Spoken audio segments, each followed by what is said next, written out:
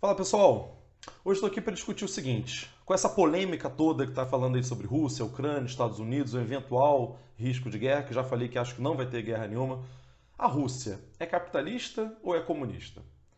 Bom pessoal, sem muitos rodeios, eu vou explicar já o seguinte: a Rússia é um país capitalista e vocês estão 30 anos atrasados achando que a Rússia é um país comunista e eu vou explicar o porquê. Essa fama da Rússia comunista é porque a primeira revolução comunista da história foi na Rússia, no então Império Russo, que virou União Soviética. Isso ocorreu em 1917, né? Em 1922 se unem outros países ali e formam a União Soviética, que durou até 91. Então, nesse período histórico, de 17 né, a 22, período de formação da União Soviética, até 91, a Rússia, sim, era um país comunista e, a partir da Segunda Guerra Mundial, estava rivalizando com os Estados Unidos no período histórico chamado de Guerra Fria, né? Onde você tinha aquela disputa política ali de União Soviética liderando o Bloco Socialista e os Estados Unidos liderando o Bloco Socialista. O que acontece em 91 é que a União Soviética acaba. A experiência comunista no leste da Europa, né, não só na União Soviética, como nos países ali, como Polônia, República Tcheca, que era a Tchecoslováquia, a Hungria, etc., acaba. Desde então, gente, deixa eu avisar para vocês e para os desavisados, a Rússia é um país capitalista. Capitalista tanto quanto o Brasil, tanto quanto os Estados Unidos, o México e a França. Tem desde 1991 que é um país capitalista. Aí o pessoal fala, mas então por que tem conflito com os Estados Unidos? Gente, não é tão simples. Você não vai ter conflitos entre os países só por motivos de ideologia política. Você vai ter, às vezes, conflitos por questões de disputas econômicas, disputa por influência política no mundo. Não é questão de diferenças ideológicas só que faz ter disputa entre os países. China e Vietnã, por exemplo, são dois países comunistas que estão em situação de atrito por questões fronteiriças ali entre os dois países, particularmente ali na questão do Mar da China. Dois países capitalistas podem perfeitamente entrar em guerra por outros motivos. Então, Rússia e Estados Unidos têm conflitos de interesses geopolíticos diferentes, em áreas de influência no mundo.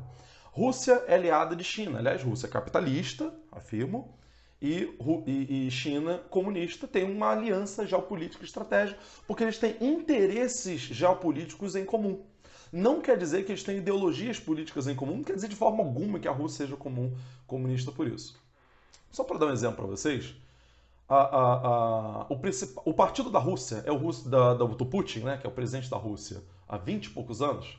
Ele está no poder desde 99, assume o poder integral, acho que desde 2001, portanto, há 20 anos, pelo menos, no poder. Aliás, interessante essa coisa, né? O Putin está 20 anos no poder, na Rússia é capitalista e ninguém diz que a Rússia capitalista é uma ditadura, né? Se fosse num país comunista que a pessoa ficasse 20 anos no poder, se reelegendo, todo mundo ia falar, tá vendo aí? Uma ditadura. Mas também, né? País comunista é sempre ditadura. Agora a Rússia é comunista. A Rússia é um país capitalista e tem 20 anos, mais de 20 anos que o Putin está no poder. Daqui a pouco vai superar o Stalin. E ninguém diz que é culpa do capitalismo por ele estar tanto tempo no poder, já que a Rússia é um país capitalista hoje. O que ocorre no sentido de disputa de Estados Unidos com a Rússia é uma disputa por influência no mundo. A Rússia sempre teve uma influência muito grande ali no leste da Europa. E os Estados Unidos foram ganhando cada vez mais influência ali à medida que acabou a União Soviética. E nos anos 90, como já disse aqui em outros vídeos, quem quiser ver os vídeos sobre o conflito da Rússia com a Ucrânia, tem outros dois vídeos aqui no canal analisando isso. Os Estados Unidos foram expandindo a OTAN, a Organização do Tratado do Atlântico Norte, para a fronteira da Rússia.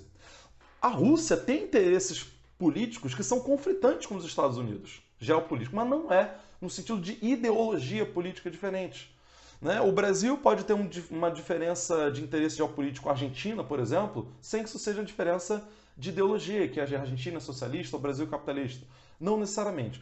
Estados Unidos tem disputas geopolíticas por influência. No Oriente Médio, por exemplo, a Rússia ajudou o governo da Síria, é aliada do governo da Síria. Os Estados Unidos apoiam os rebeldes sírios, que é rebelde coisa nenhuma, é tudo mercenário bancado pelo governo dos Estados Unidos para derrubar um governo que não é aliado deles, né? E ali no leste europeu você tem uma influência onde a OTAN está cada vez mais avançando para as fronteiras ali da Rússia, só que a Rússia se reergueu, está melhor hoje, né? Melhorou um pouco, não é o que era no período soviético, mas está numa condição melhor. E a Rússia não quer mais tolerar que a OTAN, né, leia os Estados Unidos, porque a OTAN quem banca ali é os Estados Unidos, quem sustenta aquilo ali, quem dá apoio político e econômico para bancar a OTAN é os Estados Unidos.